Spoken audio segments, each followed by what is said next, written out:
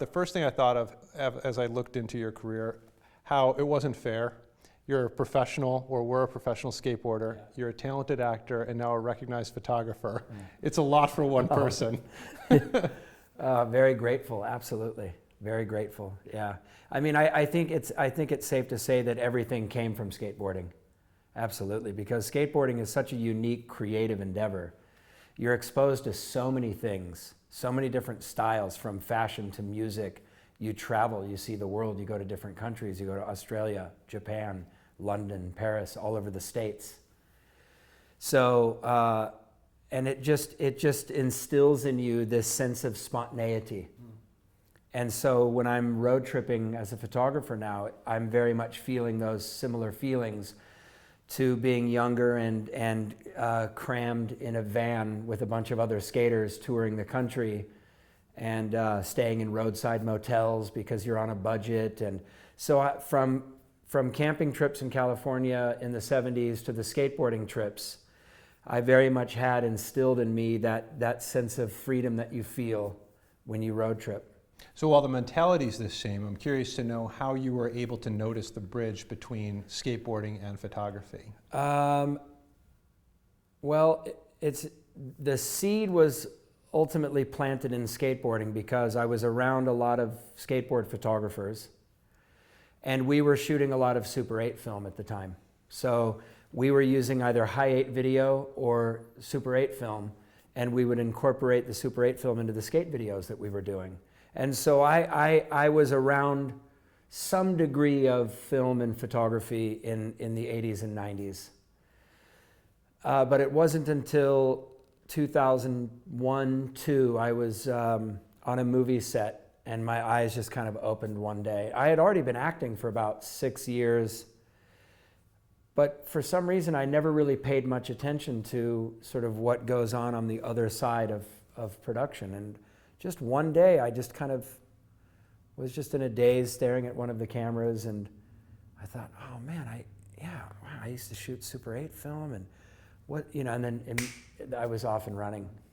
I bought a Bolex 16mm camera, I bought a Leica M6 35mm rangefinder, and I just started studying and burning film and learning everything about lighting and color temperature and all of it. And I've been kind of non-stop since then. So it's been about 16 years now.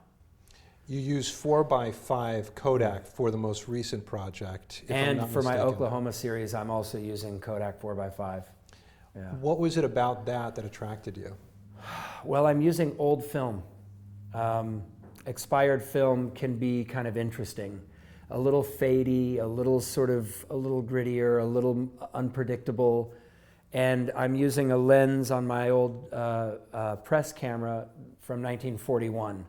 It's a very low contrast.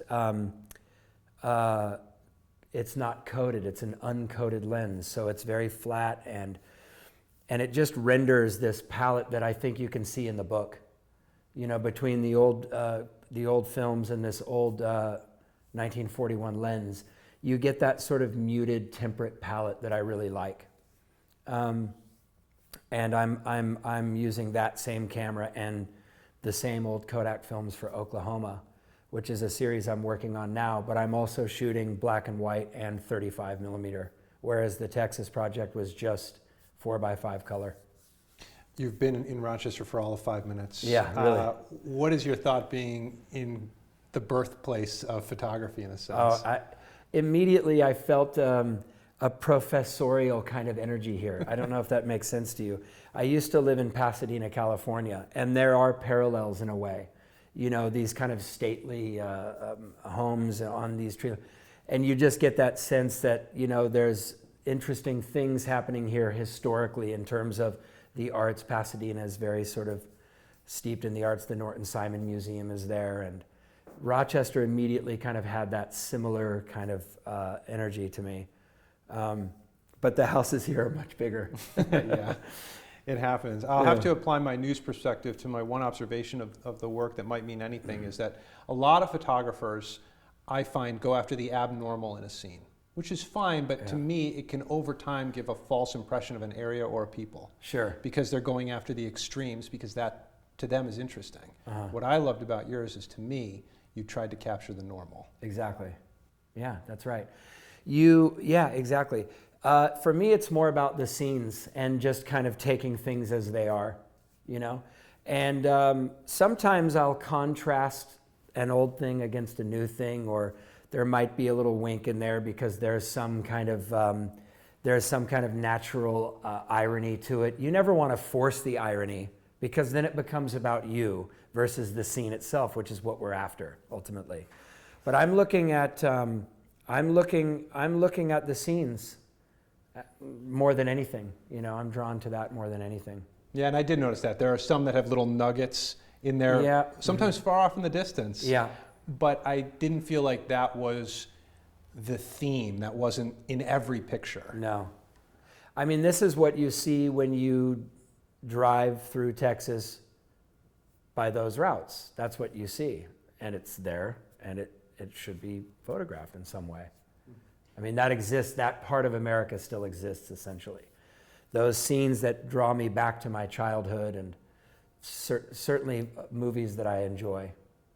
I don't know if you intended this, but one of the things that I picked up on, I love how many grass shots you had in the foreground leading to whatever you wanted to photograph. And a lot of the grass was what we saw in our childhood, what we still see today in many areas, which is, it's not all grass. There's dirt. Yeah, it just is. Yeah, that's right. Yeah, I mean, the grass becomes an interesting contrast to the what's on the other side of it. Yeah, I like foreground. I like to be objective as much as I can be, you know. Yeah. Huh. So we live in a divided country right now. Yeah. You are in Texas roaming around. Yeah. Did you draw any conclusions, talking with people, meeting with people, anything going on that we're not seeing? You know what's really interesting is I didn't really see anybody. You know, I mean, I'm in some of the towns I drove through, population 190. And geographically, structurally, I saw consistencies, things that had shut down, many things that had shut down a long time ago, and that everybody's just sort of ignored since. And I believe these things to still exist because there's no need to tear them down unless the big Walmart's coming in or something. But Walmart's not going to go to a town where there's a population of 2,000 or, you know, somewhere down in dusty West Texas. So I'm kind of glad for that, you know, people just ignore this stuff as they're driving by.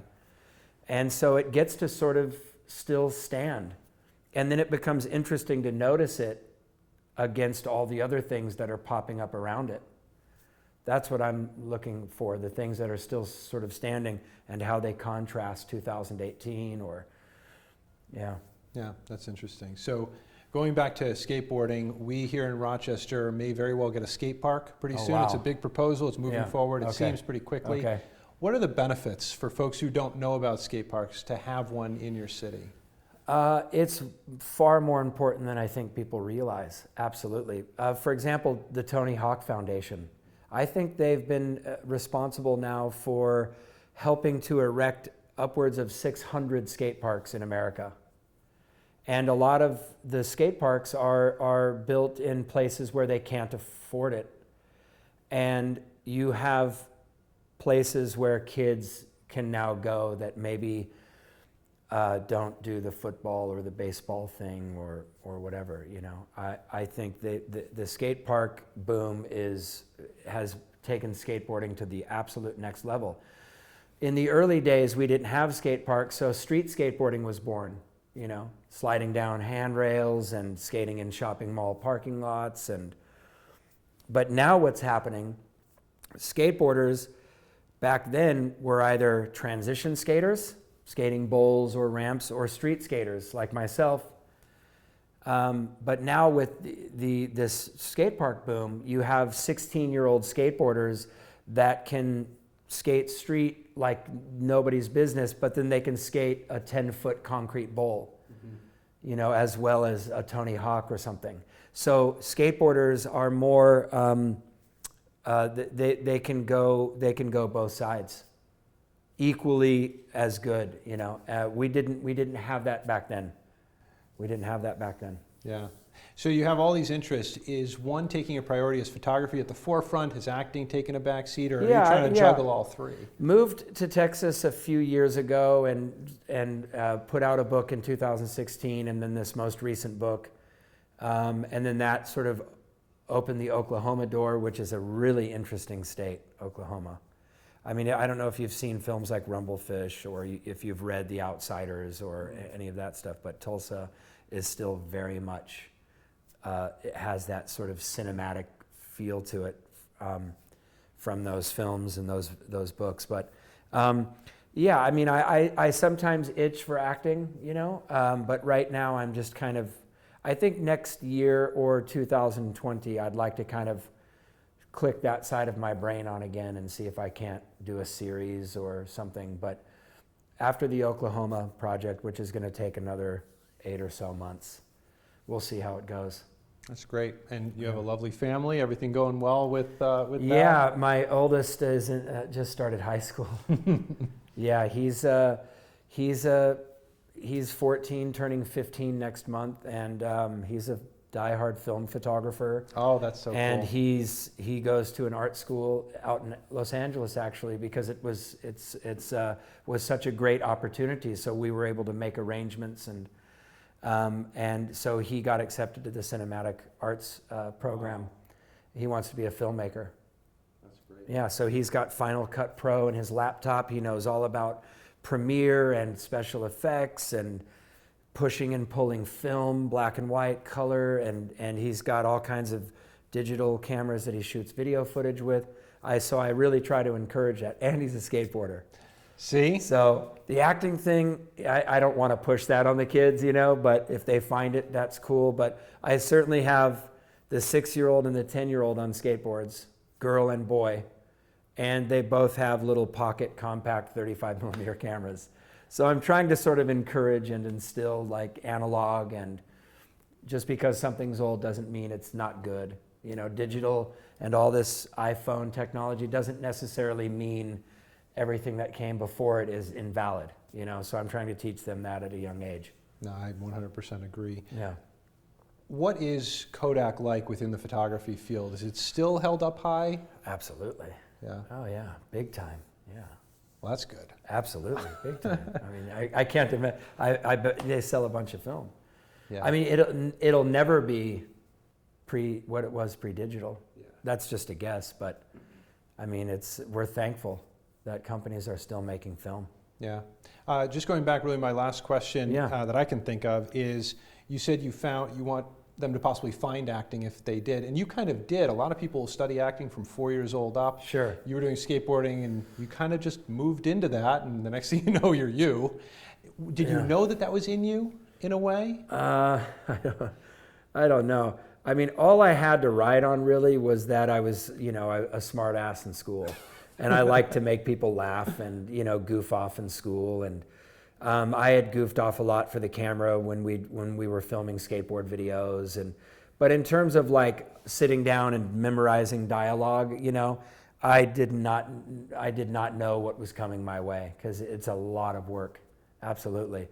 But I had a friend that knew a casting director that was casting a Kevin Smith film called Mallrats, which was his second film. It was a studio film. He had gone from making Clerks for 30 grand or something on black and white 16 millimeter film to now making like a $7 million Universal. And so that was a big deal, you know. Mm-hmm. But I knew somebody that knew the casting director. So it was luck in a lot of ways. But I had to grind through weeks of auditioning for Scott, the producer, and Kevin Smith. And somehow I ended up getting the part. And when I got to set and started working, I was all the you know, confidence that maybe I had still carried with me from being like a kid who thought he was funny back in school or whatever, all that went out the window. Because as soon as those cameras started rolling, I completely froze. It was so awkward. But I got through it, just like anything that you got to get used to. So Mallrats was a big learning experience for me in terms of professionalism, having to show up early. Skaters don't do that. Skateboarders sleep in. So, they're picking me up at the hotel at 6:30 in the morning, and I have my script and I'm using my highlighter and I'm trying to memorize all my dialogue, and there's lighting guys and they're putting dolly track down, and I'm there and we're filming it in Minnesota and I'm away from home going, where am I? What is this? It was really intimidating. Big time. I can only imagine. Yeah. And to me, it kind of relates to what you're talking about with skateboarding being a mentality. You're learning on the fly. Yep. But not giving up. I mean, you hit it hard. And For sure. You just keep going. Yeah. Acting, though, you don't break bones. Yeah. As you're learning, though. That's Skateboarding, you break bones. Yeah. Yeah. But you got to get back up even from that.